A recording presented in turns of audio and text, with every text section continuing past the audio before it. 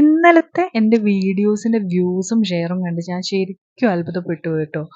കാരണം ഞാൻ മാത്രമല്ല ഇതുപോലത്തെ അനുഭവങ്ങളിലൂടെ കടന്നു പോയിട്ടുള്ളതെന്ന് എനിക്ക് മനസ്സിലായി. ഒരുപാട് പേര് ഇപ്പോഴും അനുഭവിക്കുന്നുണ്ട്. ഇതുപോലെ കടന്നു പോയിട്ടുള്ളവരുമാണ് കൂടുതലെന്ന് എനിക്ക് മനസ്സിലായി. എൻ്റെ കമന്റ് സെക്ഷനൊക്കെ എടുത്തു നോക്കിയാൽ. അപ്പം ഞാൻ കരുതി എന്നാൽ ഒരു വേറൊരു കൈൻഡ് ഓഫ് ഇൻസിഡൻസും കാര്യങ്ങളും എനിക്ക് അല്ലാതെ ഇത് കൂടാതെ തന്നെ വേറെ കുറച്ചുകൂടി ആയിട്ടുള്ള കുറച്ച് കാര്യങ്ങൾ കൂടി നിങ്ങളുമായിട്ട് ഷെയർ ചെയ്യണം എന്ന് തോന്നി. അപ്പം അതിൽ ഒന്നാമത്തെ കേസാണ്, നമുക്ക് ചില ബ്രൈഡ്സ് എൻഗേജ്മെൻറ്റോ അല്ലെങ്കിൽ മെഹന്തി മാത്രം അങ്ങനെയൊക്കെ വരും. അപ്പം നമ്മൾ അതിൻ്റെ റേറ്റ് പറയും.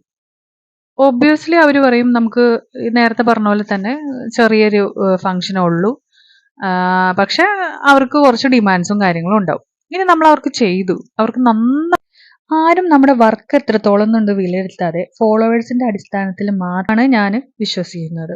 അപ്പം ഇനി വരുന്ന ബ്രൈഡ്സ് ടു ബീനോടാണ് എൻ്റെ ഒരു റിക്വസ്റ്റ്.